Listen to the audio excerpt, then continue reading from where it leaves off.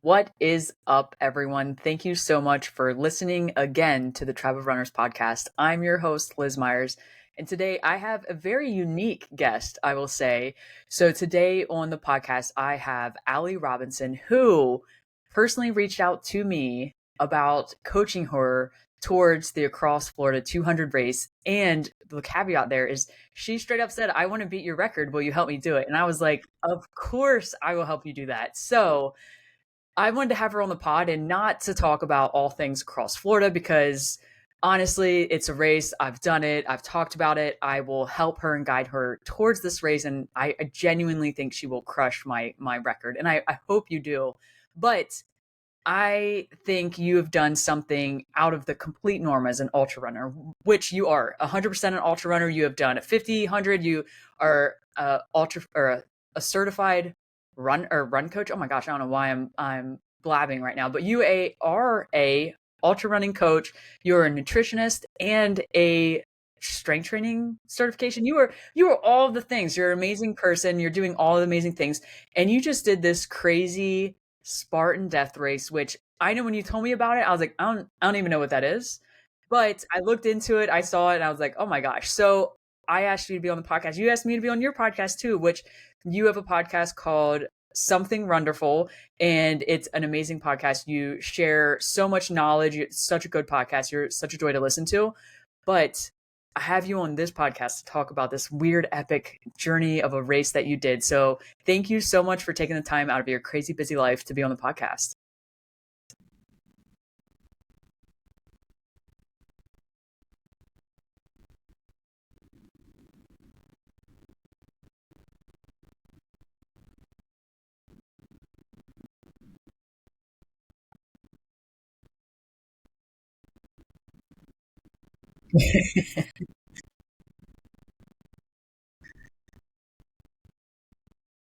Yeah, I can only imagine the response from normal, quote unquote, normal people that don't run. But me as an ultra runner, I'm like, what? This is insane. So you still got that reaction from me, but it is a very, very unique and different thing. But before we kind of dive into that, explain to us your journey into running, how you got into running, how you got to be where or what, what you're doing now and all that good stuff.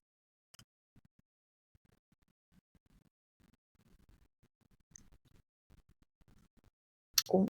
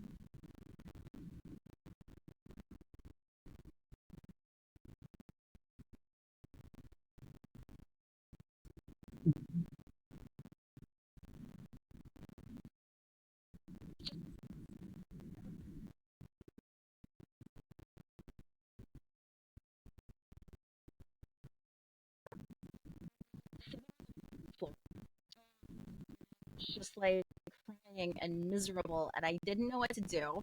And I was scrolling on social media and I saw an ad for the Miami Marathon.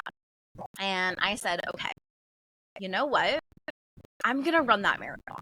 Like, I was in such a dark place that I was like, um, kind of bargaining with myself of like, okay, Allie, like, if you don't try killing yourself right now, like, just get to your son's first birthday, or like, just make it to next week, right? And I saw this marathon, and I got to a place where I was like, you know what? I'm gonna run that marathon. Like, I can't do anything to end my life until I run that marathon. And I started training and I did everything wrong, right? Like, I knew nothing about running. So I got injured. I made all the mistakes. And yet suddenly I was doing something for myself, right? Like, I suddenly had dreams and goals, and I was waking up early and I was enjoying time with my family again because I was taking time to focus on me. And I ended up running my first marathon, and it changed my life. Like, I finally had confidence in myself. I had dreams, I had passions. And that's kind of what led me on the journey to coaching other women, because throughout this journey, other women were like, holy crap, Allie, you are a totally different person than you were a year ago. What did you do? And I was like, oh, I just ran. Let me show you how. And so I kind of just accidentally started coaching, and I was like, wait a second, like there's something to this. And I ended up going back to school and, getting my running coaching, my personal training certification. And that's what I do now. I take, new runners, beginner runners, like you work with like amazing athletes. I work with women that have never seen themselves as an athlete before, right? I take women that have lost themselves to their careers, to marriage, to having babies, and I help them find those goals again. But we start small, like we'll go do your first 5K, right? But when you do your first 5K, you get that belief in yourself and you're like, okay, well, maybe I can do a 10K. And if I can do a 10K, maybe I can do a half marathon. And suddenly these women are losing weight, feeling more confident, seeing themselves as athletes, and their whole lives are changing. And it's such an amazing journey to bring women through. And so that's kind of how I got into coaching. And for my personal journey, to kind of go back, I guess, a little bit further, when I was 15, I had a suicide attempt, and I ended up going into cardiac arrest and having temporary neurological damage that had me walking with a walker at 15 years old. And so that, I never wanted to get into a place that dark again. And so it was really hard when I then had my kid, and I found myself kind of in that dark place that, like, I never want to feel like that again, right? Like, I never want to quit. And I know when I did my first marathon, that was the hardest thing I had ever done. And it reminded me of those moments when I was like walking with a walker for the first time, and like every step was excruciating. Like, it made me think about those moments when I was running the marathon, because during that marathon, like, my IT band was all jacked up because I didn't train properly. And like every step hurt, and yet I didn't quit. Like, I didn't, I didn't stop. I just kept pushing forward. And I just kept thinking about the fact that, like, I know what it feels like to quit. And quitting on my life, on myself, actually put me in a worse situation than I was before I quit, right? And so I think that I found those situations in a race, in a marathon, in an ultra, where I get to the point where I want to quit again. And I realize that quitting feels worse than taking one more step. And so that's what kind of got my races to be crazier and crazier, because it's like I did my marathon, and then it was like, okay, well, what's harder than that? Like, what comes next? So that's how I started to get into ultras and Spartan racing and things like that. And when I started looking up like the hardest races in the world, something that kept coming up was the Spartan death race, because they're like, only 5 to 10% of people that start the death race finish it. Honestly, I didn't even know what the heck it was, but I knew that I wanted to do it.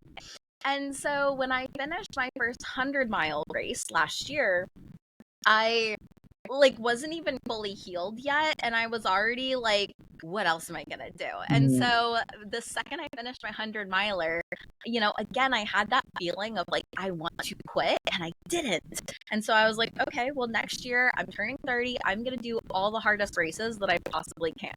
And so I signed up for the Florida 200, and I applied for death race. And then I also sent in my application for Naked and Afraid, which is a total new crazy thing. Haven't heard anything back, but if somebody that works for Naked and Afraid wants to reach out to me, that would be cool. But yeah, so I just applied for like the hardest things that I could. They accepted me into Death Race. Again, I still really don't know what it is, other than it's supposedly the hardest race ever. But yeah, I just want to see like how far I can go without ever quitting again. And so far I haven't. I've never DNF'd a race. I've never quit. So we'll see how long I can keep this up. Oh, I have all the faith that you will keep going. But first off, amazing story, amazing, like what you've gone through and where you have come and where you are right now is truly, truly, truly so inspirational and just motivating, especially being a female. Like, people don't really realize what anyone is going through, and you have gone through so much, and you're out here crushing it and making it all look real easy. So amazing job. I love hearing that you're not giving up, and I will push and encourage you never to give up again and continue to push. So truly inspiring, and I love what you do and that you work with females. Like, you are very specific. You're pushing all the girls out there, and I love that because we need that. We definitely need that, and I love that you're doing it. So kudos. So thankful to have you in the circle, and to now call you a friend and someone that I can chat with all the time about running. Yes. But why? I mean, I do understand, like, I mean, I genuinely understand, like, why we do these races and, like, wanting to do mentally hard things and, like, seeing, pushing ourselves to that limit. But, like, what on earth, aside from maybe, like, the appeal of it, like, this is really, really hard, but, like, is it more mental for you? Is it more physical for you? Like, what makes you want to do things like this? I think maybe it's like my trauma coping method, right? But I like being in the pain cave or the Mhm. trenches or like whatever people want to call it. Like, I like being in those moments and I like facing my demons and I like seeing who I am when like everything is stripped away. And I mean, Death Race strips things away from you that you don't even realize are crutches. And I'll get into this a little bit later, but like, you can't have your phone, right? So Mhm. it's like in a 100-mile race, like I could still call my husband and be like, this sucks, right? Yeah. Like I could still do that. I could yell at my crew and tell them what a horrible job they're doing. They were doing great, but like whatever. You can like take your anger out on other people or things or objects. Like in the death race, you don't have that. You don't have your Mhm. phone. There's places where you are in the middle of nowhere. You don't have a crew. You don't have anybody anywhere near you to help you out. And like it just strips away everything from you. And I love those moments because it really makes you come face to face with like who you actually are. Like what does the voice inside of you say when everything else is gone? And I love that feeling. And you don't get that in normal situations. And I feel like no matter what happens in life, like whether it's a bad I don't know, the economy crashes or the car breaks down or the house is on fire, like it doesn't matter, like nothing is going to be as bad as the things that I've already put myself through mentally. Like I know I can figure it out and I love that.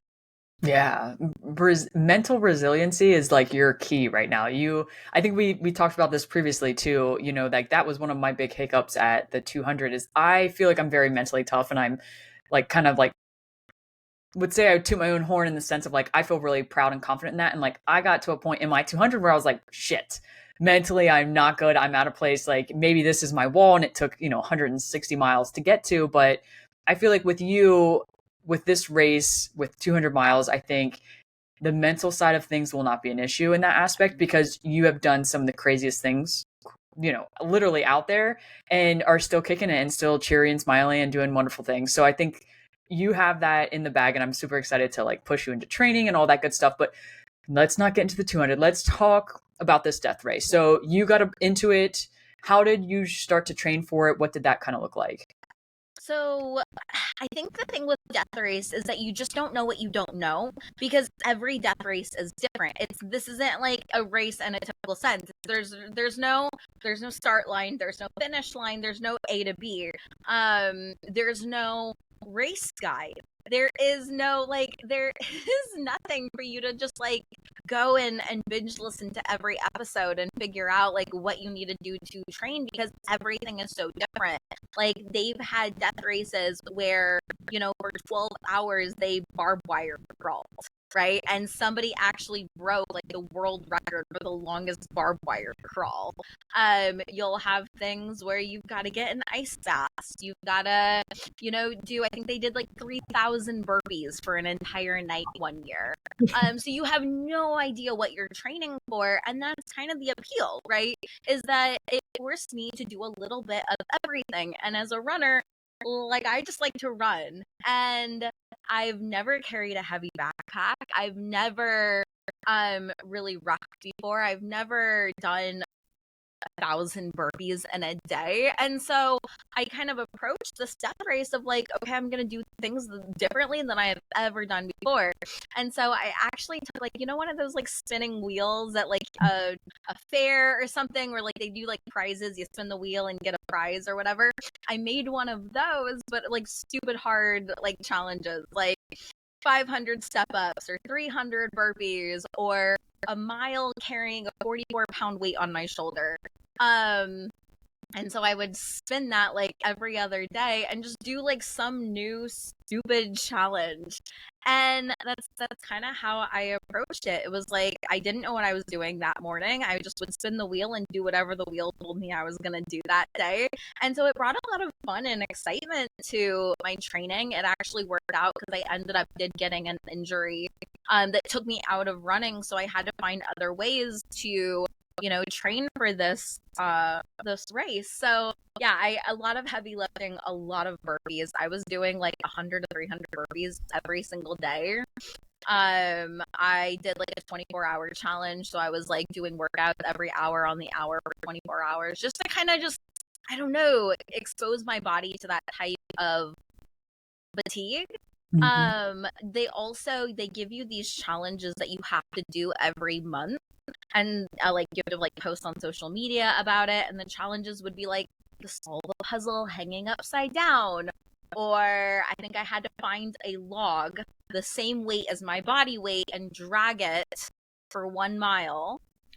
So like all these like crazy, like the race was happening before the race even started, just with all of these like crazy challenges that we had to do. But that's kind of the thing, is like they want to intimidate you. They want people to sign up and then not like to be too afraid to even like come to the start line.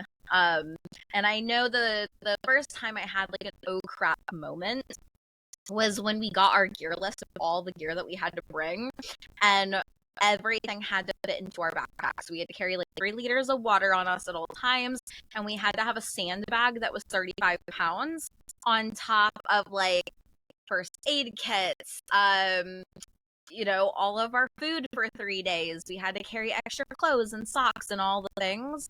My backpack was like 70 pounds. And, I am a 5 foot tall female and I weigh about 115. So that was like 65 or whatever percent of my body weight. And so that backpack, when I put it on, I was like, I'm going to be carrying this for 3 days. Holy crap. So that was my first, like, what did I get myself into moment. Gosh, I cannot imagine. But what a exciting way to like get yourself prepared for the race and just to keep things interesting and fun. I love that. And it sounds, I know I've seen on social media it looked like a blast, and at the same time I'm like, more power to it, because I do not want to be doing any of that. I love to strength train, but the burpees, yeah, count me out on any burpees in that aspect. I remember doing them in high school and I was like, this is torture. But then again, I used to think running was torture too, and here we are being ultra runners. But what an awesome way to approach it. And then to go out there. So the race is getting ready to start. You're out there. Talk to us about the race. Tell us all about it. Don't shy away. The good, the bad, the ugly. Let's hear it. Okay. So, I mean, the first part that I think is hilarious is that they say like, okay, well, we're going to have like a meet and greet barbecue the day before, right? And we're like, okay, cool. And then we do this like Zoom meeting with everybody, and they're like, we promise this is not a trek. Like, you're gonna come to the barbecue, it's gonna be great, there's gonna be food, but I promise it's not a trek. Then the day before, they're like, you need to show up in all of your gear and clothes. And we're like, it's a trek. So the second that we show up, like, it is military style. You line up, you be quiet, like, you do exactly what they tell you. You're doing burpees to get your burger at this barbecue.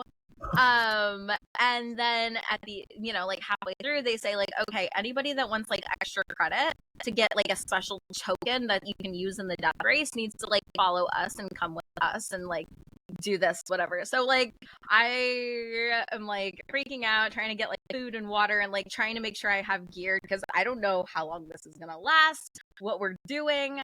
And so that was just like I knew it was coming, and yet you were like, they said it's not a trick. But that's just Death Race, right? Like, you just don't know when things are gonna start. There was a moment in the Death Race where they have this, or the guy like came up and was like, see this hot dog?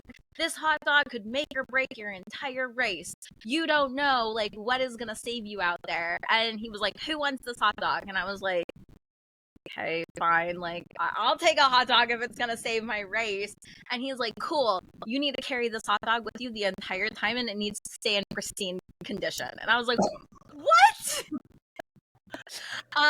He never asked for it back at all, right? So I just carried the stinky hot dog for 3 days in my backpack. So that's just they mess with you, right? It's the mind games. They constantly tell you like you should quit now, you're gonna fail, you're never gonna finish this, and it's just all the little mind games to kind of like sidetrack you. Yeah, so we had to go down to the river. We had to fill buckets with rocks, with river rock, like big river rocks, and carry them to like the base of a mountain. And so they're like, don't worry, we'll use these later. So we knew that like at some point during Death Race, we were gonna be carrying those rocks up the mountain. And then we basically did like farm chores for like 3 hours. Like, we like cleaned out random things and threw things away. Like, it was basically like free labor for them. Like, that is a fantastic business model, is making a bunch of people pay for a race and then say, hey, now come help me out with all my farm chores.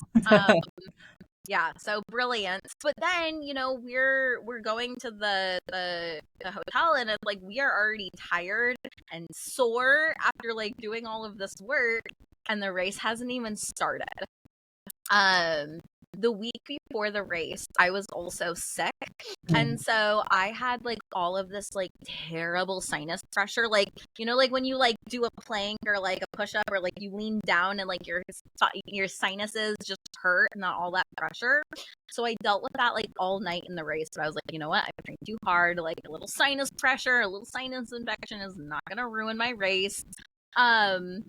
And so we show up on race morning. They give us a card that says that throughout the Death Race, on top of all the other challenges that we have to do, we have to finish 550 tire flips.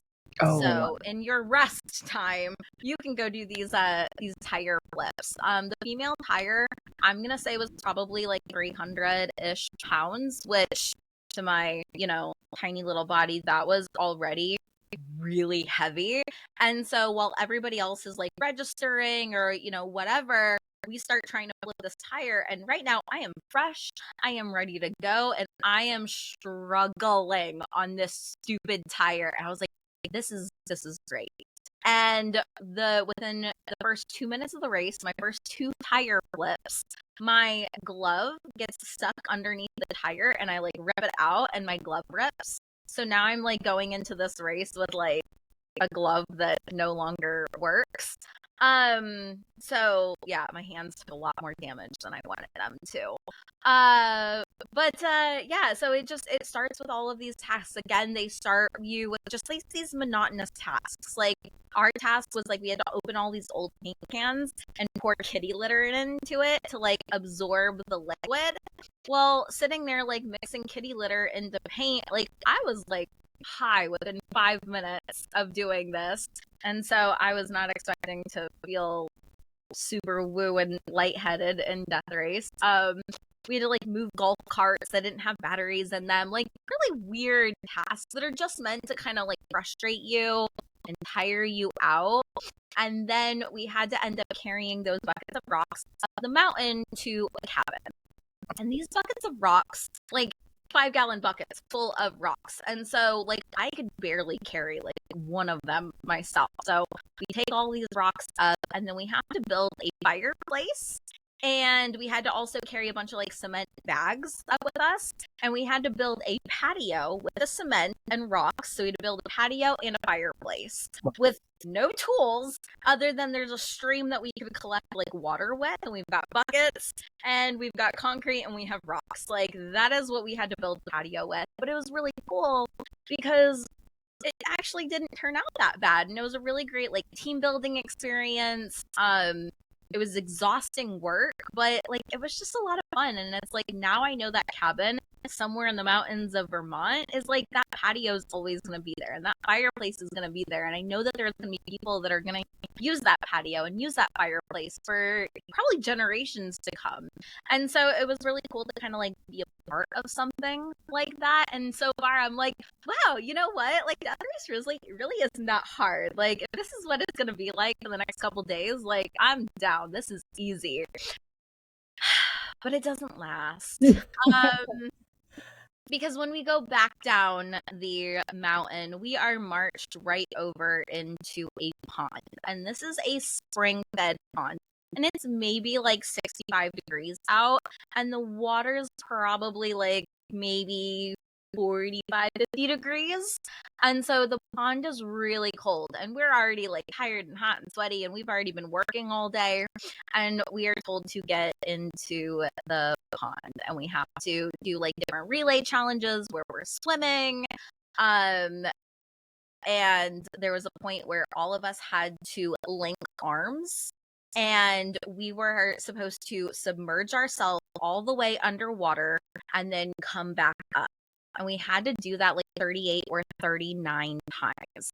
And with water that cold and being synchronized like that, like it just gives you brain freeze. It gives you brain freeze. Like you lose your breath. Like coming up, catching your breath and going back down, and coming up and catching your breath and going back down.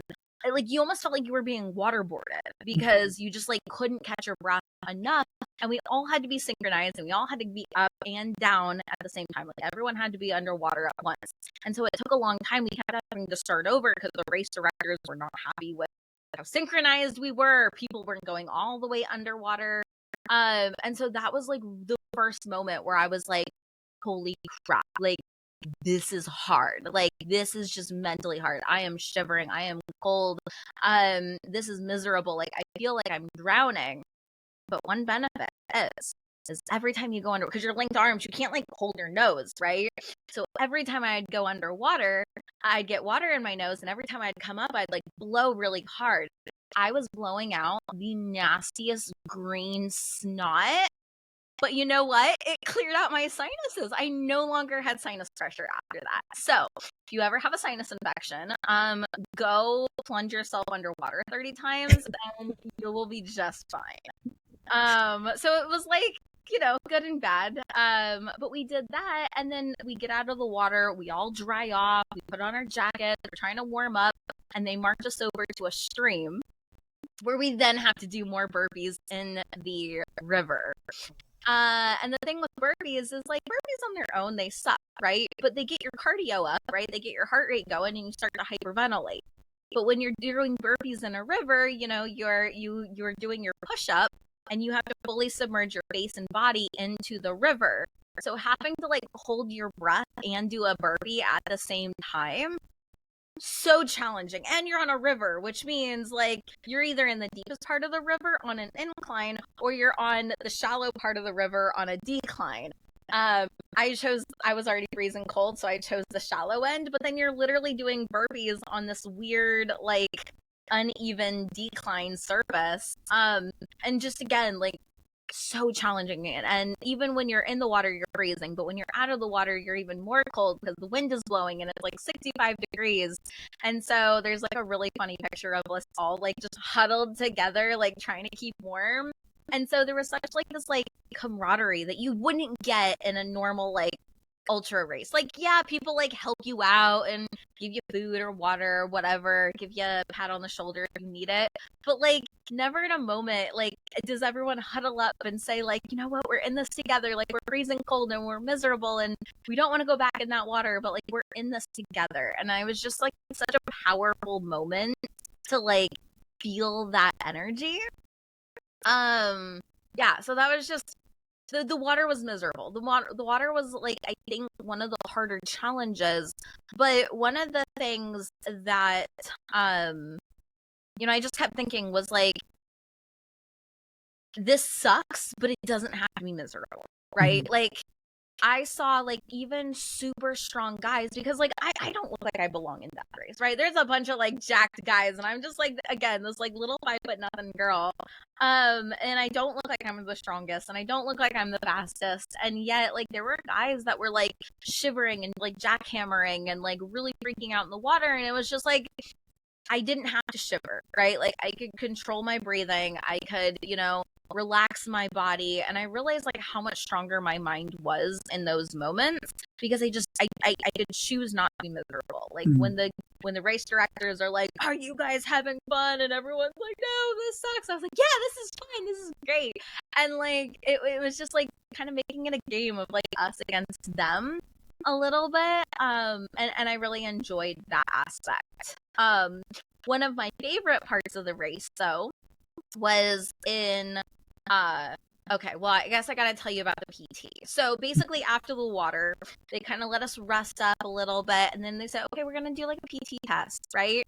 So we're like, cool, PT test, I got this. Like, we're feeling like it's only been, you know, 18 hours in the race. Like, we got this. And the PT test was that we had to do 100 push-ups, 100 sit-ups. We had to run up and down one of the mountains, which is about 1 mile up, 1 mile down, and about 1,500 feet of elevation gain. And then we had to do like a really heavy bucket carry with like water in it. And then we had to do a 5 minute like wall sit with our 35-pound stand bag. And so I was like, cool, we got this. I did mine in like a little under 2 hours, or like 2 hours exactly. And like I was feeling pretty good. I was like, yes, like I did my PT test. But after that, we got to do my favorite challenge. And so this is now like 3 o'clock in the morning. They bring out a whole nother waiver. We've already signed a waiver saying like we may die, you're not responsible, whatever. They bring out this whole new flyer saying like, we agree that we are carrying all the supplies that we need to survive at least 3 days on our own. We agree that if we get lost, it's our own damn fault. Like, we agree that if we get lost, like it's our own fault. Like, it's our responsibility to stay alive and or find our own help. And they basically put a mark on the map, and no trails, no nothing. They say, here's your phone, here's your compass. Good luck. And so we were basically sent bushwhacking in the middle of Vermont in the mountains at 3 o'clock in the morning. Like, we got this headlamp, and like these are like scary mountains. Like, this isn't just like a trail. Like, we are rock climbing hands and knees up a mountain 3 o'clock in the morning with only our little headlamp. And that was like the moment where I was like, this is actually dangerous. Like, I don't have cell phone signal. Even if I wanted to call for help, I couldn't. I don't know where I am. I don't even know where the closest road is. The closest road isn't even like miles in any direction from me.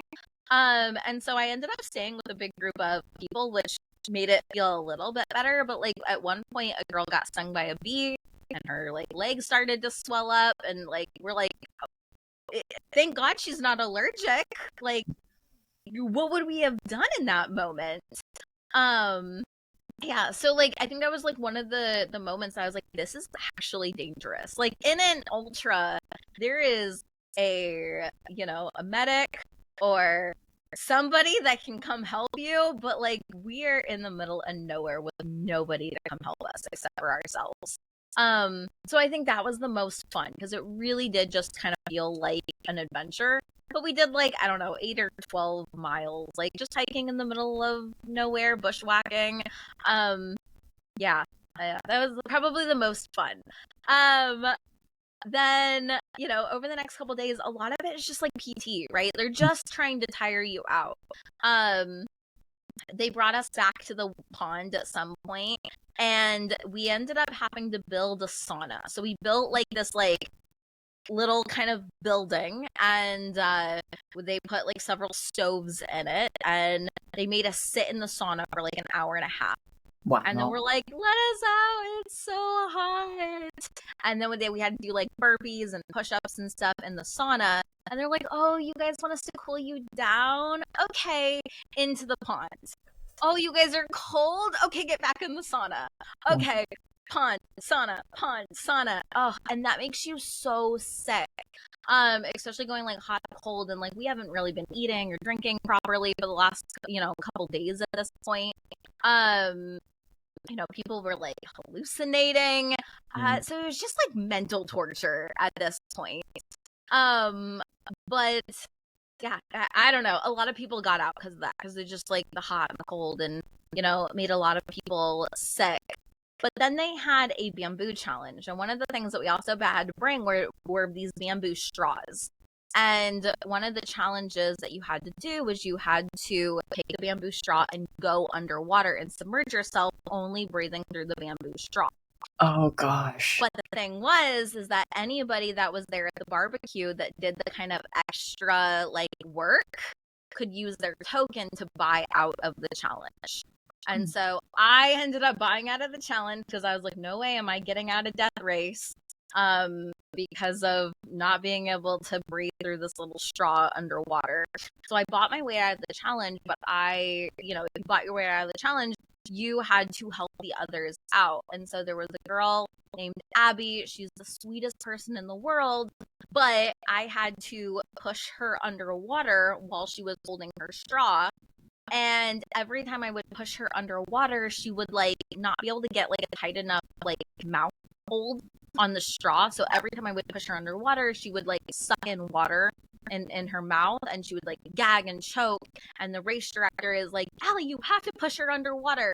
And Abby was telling me like, Allie, push me underwater. I don't care if I die here. And I'm like, oh my gosh. So I'm like sitting there crying, pushing this woman underwater, but ultimately like she couldn't stay underwater long enough, and she was out of the race. And you want to get upset because your friends are out, but that's just how it is. Nothing in Death Race is very fair, and they say, well, that's life, right? Nothing in life is fair. Sorry, I feel like the story is forever long, but there's a lot of like crazy things in this race. Like it's 72 hours long, and so the final night, we are told like, okay, well, all of this has just been kind of like a warm up. Like all of this is just to tire you out. The real race is now beginning. Okay. And so we're like, oh my God. Okay. They're like, we're looking at the clock, and we're like, there's only like 12 hours left of Death Race at this point. And we are tired. We're exhausted. We are cold. We are wet. Like everything under the sun is just, we have been worn down. And they tell us like all we have to do is these 5 challenges.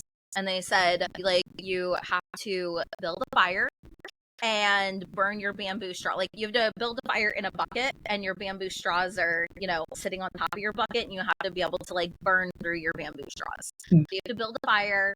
You have to do your PT test again faster than you did it on day 1 when you were fresh. Oh God. You have to, the third challenge was that you had to go up to the top of a mountain, look at a Lego set that's all like built up for 30 seconds, and you had to come back down the mountain and then rebuild it.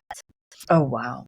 And then, which after 70 some hours of being awake is quite a challenge. And then we had to build a yoke. So like think of like a piece of plywood, and then hanging like a bucket on either side and carrying water.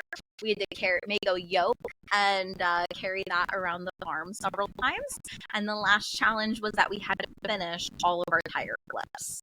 And so right away, I feel very confident with fire. I've been practicing a lot. Like I love the survival shit. Sorry, I don't know if I guess, but I love the survival stuff. So immediately, like I was the second one that had my fire built and ready to go. So I was like, yes, I'm gonna do this PT test. I got this. Because I knew that it was going to be one of the hardest things to beat my original PT time. And so I like hammered through my push-ups. I like hammered through my sit-ups. And then I grab my gear and I start like running up the mountain as fast as I can.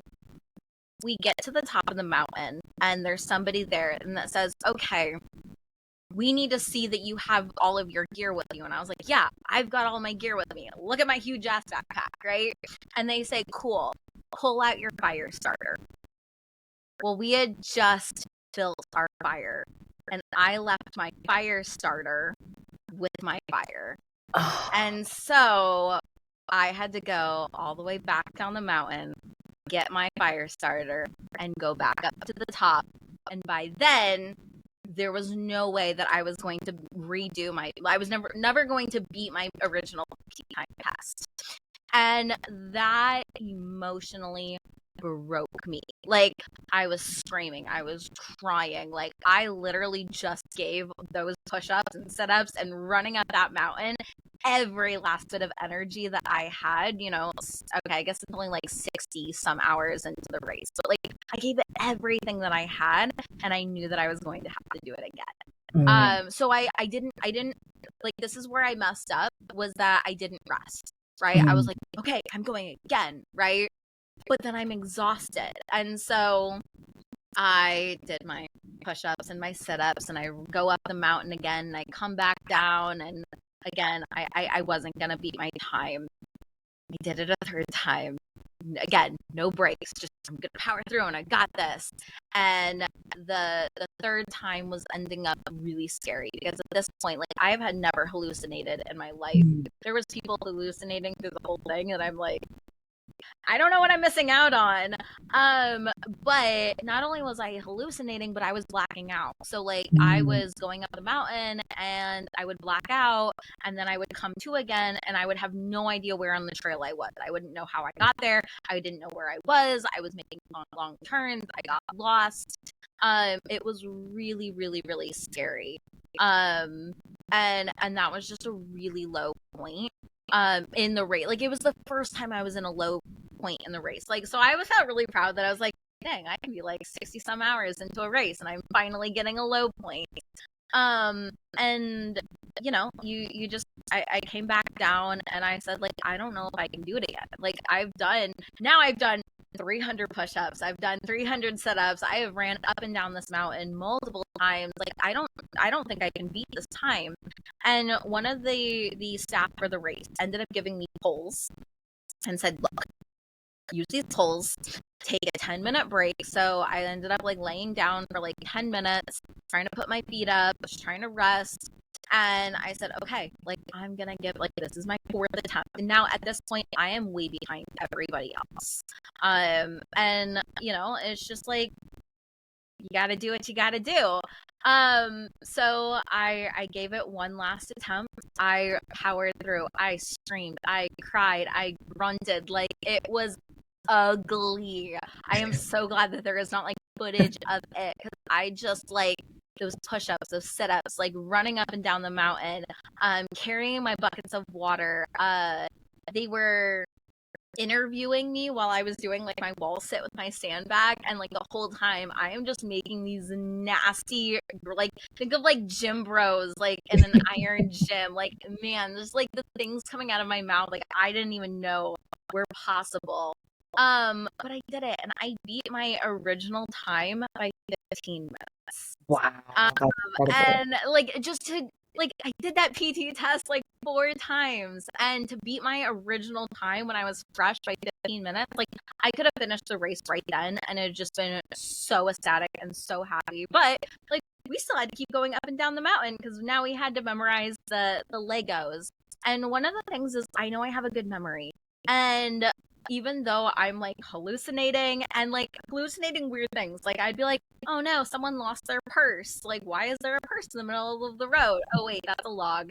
Oh my gosh, I'm gonna step on the logs. Oh, those are just leaves. So even though I'm hallucinating, like, I was like, I got to remember these Legos.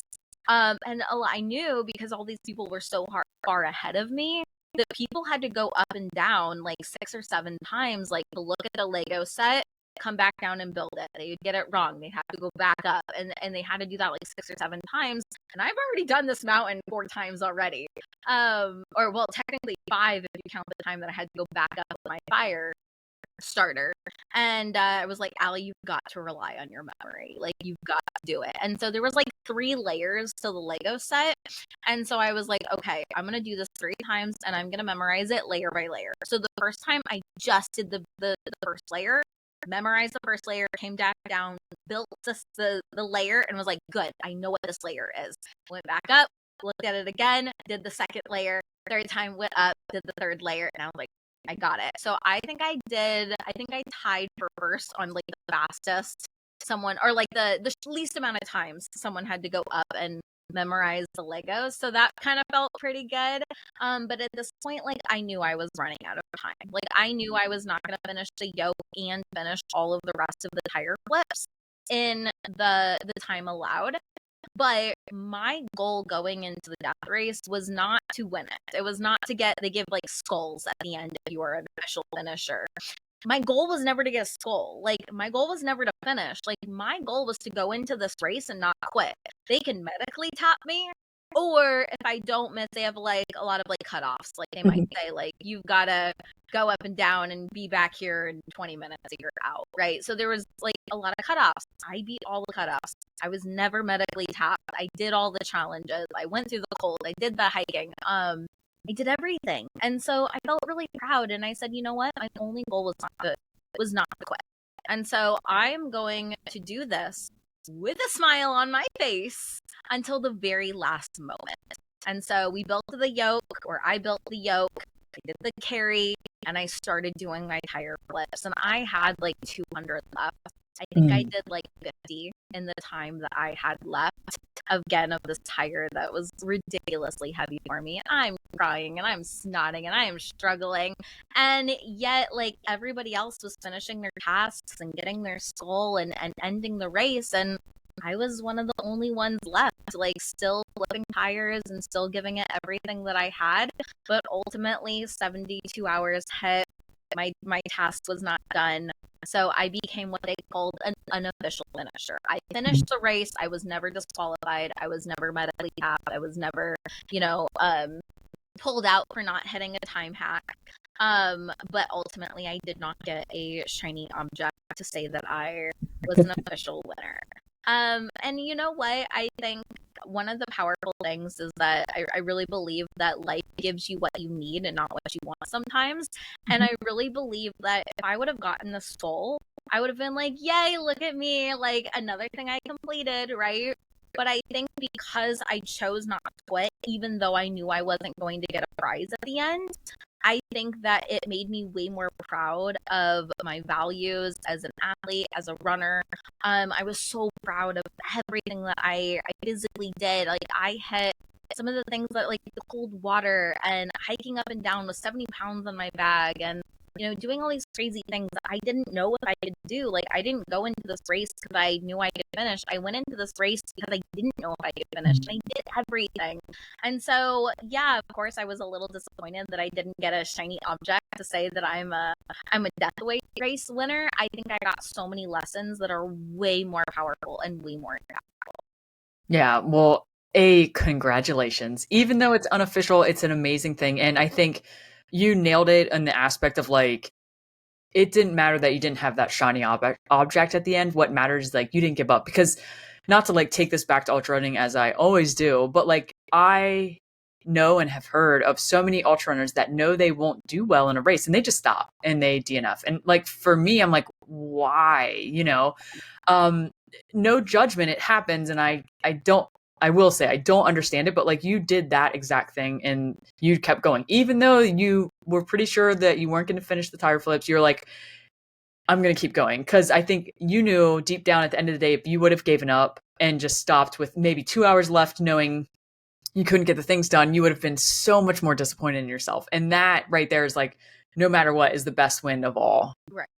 Well, and I think it also comes down to the fact that I probably would have beaten my time the very first time I did my TT test if it wasn't for a very small death race specific challenge and not having my fire starter. And that had nothing to do with my physical or mental capabilities. It was a stupid, sleep deprived mistake.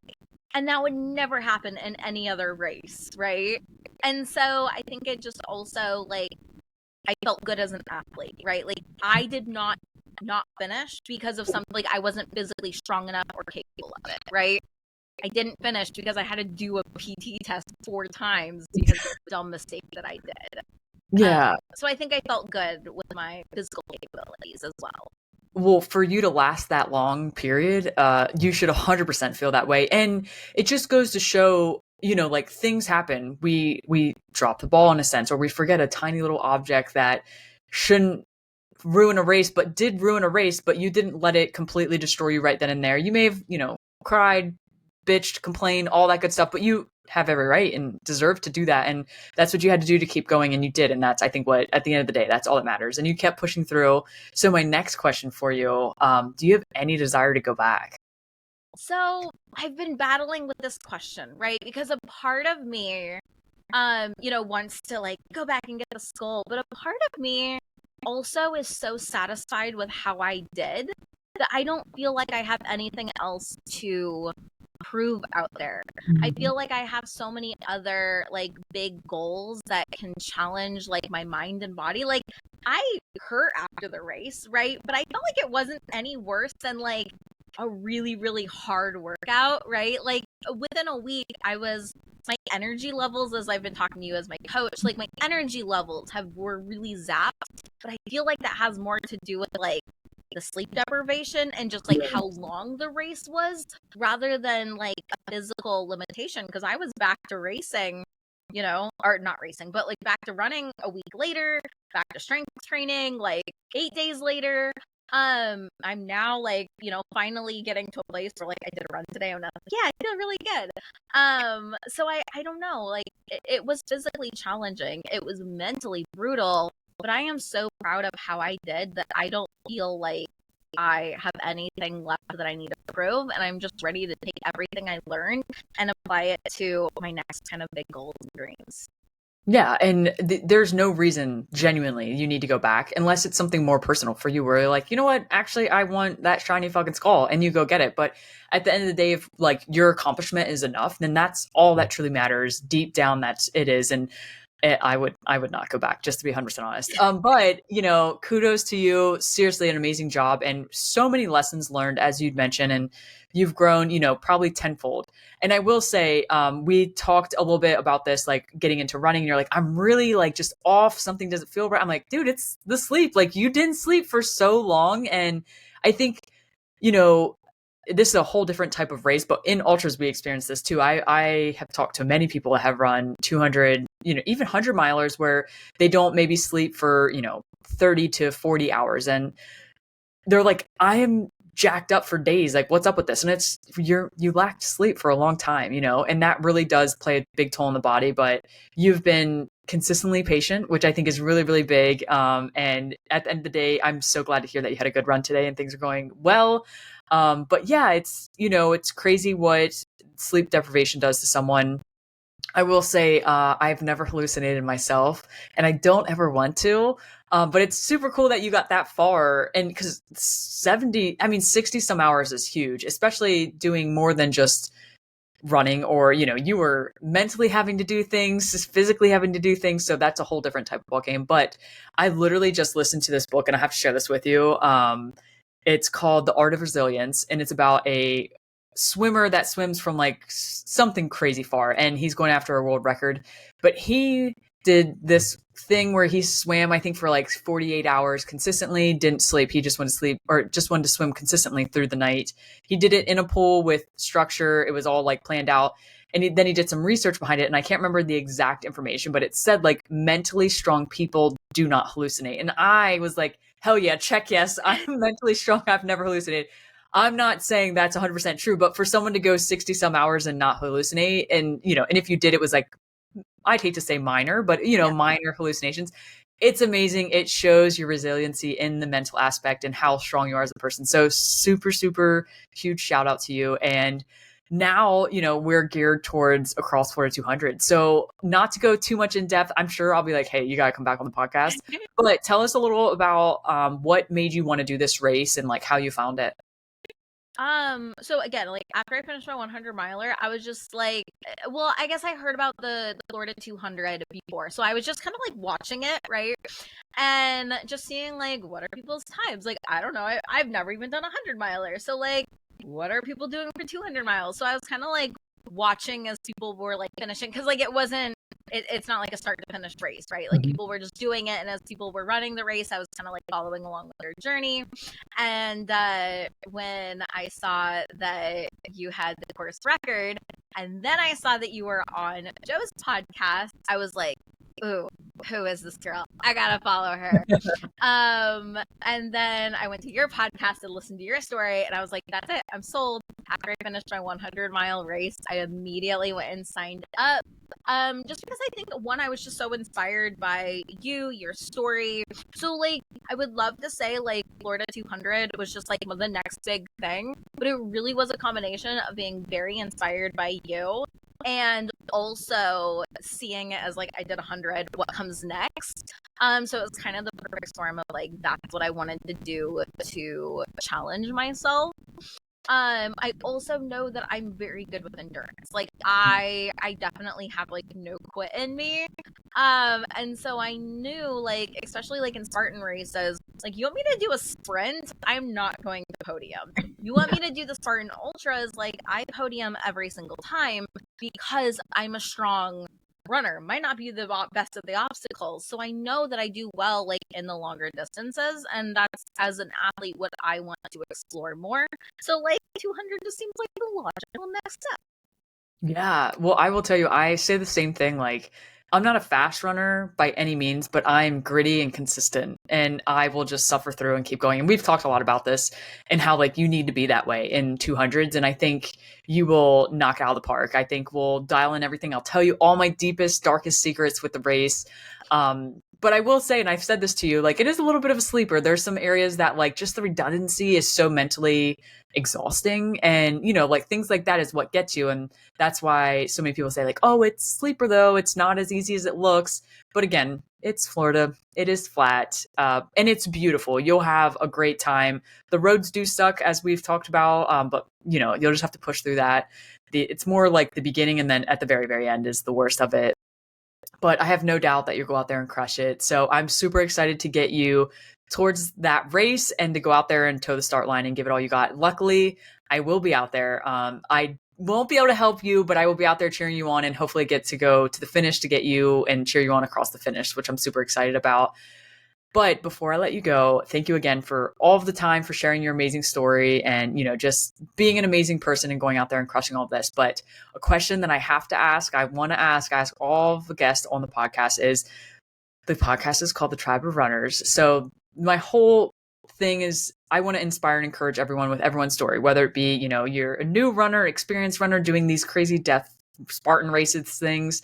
But, within this whole running world, I want to inspire people. And then the community is just amazing. I love everyone. Everyone's so cool. Like, you reached out to me and were like, dude, you seem awesome. Like, I love your podcast. Do you want to coach me? And I was like, hell yeah. Yeah. So like, I just love everything about this. But with all that being said, what does the word tribe mean to you within the running world? So I always think of like, it takes a village to raise a child, right? Well, I've always believed in the mantra that it takes a village to run a marathon. And that's what I tell all my clients. But it applies, like, it takes a village to run an ultra marathon. And it's like, it's not just you and your coach, right? It's not just you and the people that you run with. It's that your spouse becomes just as part of your ultra as like you running the race, because they are dealing with your crabbiness all throughout training. They are dealing with your hours of training. Like, if you're a mom, it's even more with having to find like childcare or working around your children's schedules. It's your career, right? Like, your career has to be understanding that, like, there's going to be some times in training where your focus is going to be more on your goals than maybe that you are applying to your career. Like, it truly takes a village to achieve these big goals.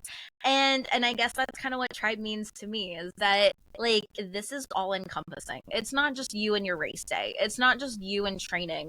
Like, this is going to affect every aspect of your life, and it can affect your life in a negative way, or it can affect your life in the most beautiful, wonderful, amazing way possible. If you have the right people in your community, you have the right tribe surrounding you, and you have the right attitude going into it.